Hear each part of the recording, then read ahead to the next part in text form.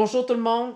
Alors, un beau morceau de bois ici, extrêmement lourd, qu'on a coupé grossièrement hier. J'ai plein de retailles là, qui vont me servir à faire d'autres projets.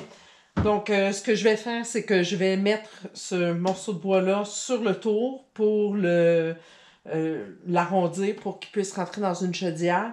Et ensuite de ça, on va mettre de la résine. Ça sera notre prochain projet.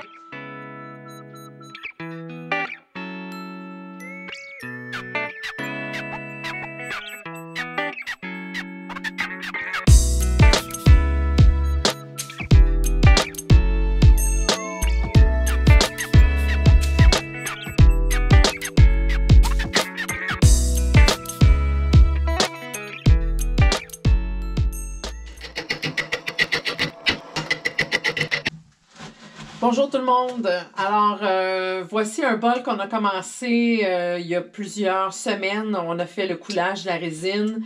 Le bois, c'est de l'érable. Donc, il est assez gros, très lourd. Il est vraiment très lourd. Donc, ce que j'ai fait, c'est que je l'ai mis sur le faceplate avec un support naturellement. Pour pouvoir faire donner les premiers coups de couteau, donner la forme, nettoyer tout ça un petit peu. Je ne sais pas ce qui va être le dessus, le dessous. Si je me rappelle bien, dans le haut, c'est le bois qui est dominant. Une fois qu'on va avoir arrondi, il ne restera pratiquement plus de résine.